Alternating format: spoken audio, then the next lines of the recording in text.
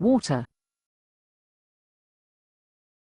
earth, fire,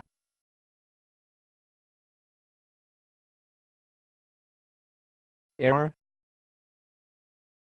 Long ago, the four nations lived together in harmony.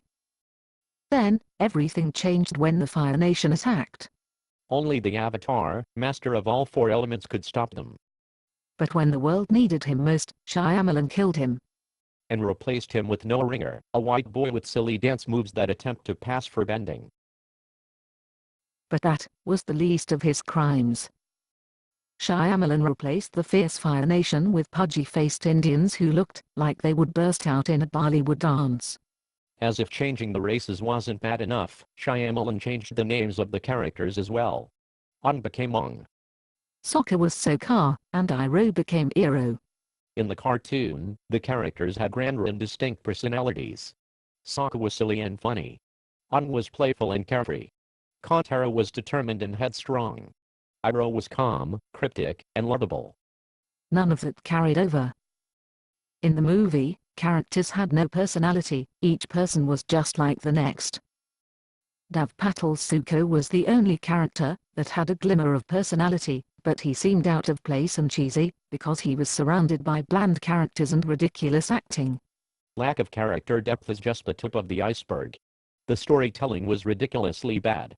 There was no feeling of continuity. You jump from one scene to the next without any sense of journey. It did not feel epic at all.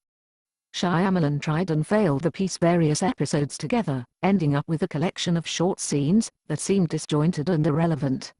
Center to Avatar is the bending. Each type of bending is supposed to correspond to a martial art. Water bending comes from Tai Chi, fire bending comes from Kung Fu. Bending is supposed to be an extension of oneself. When you raise your arm, water follows that movement like a sword. Yet, in the movie, the bending moves were more like a summoning dance. The water comes up only after 2 minutes of arm waving. It didn't feel like the movements were manipulating the element. In short, Avatar, the last Shyamalan movie, should have been a blockbuster hit considering the brilliant source material and the $280 million budget.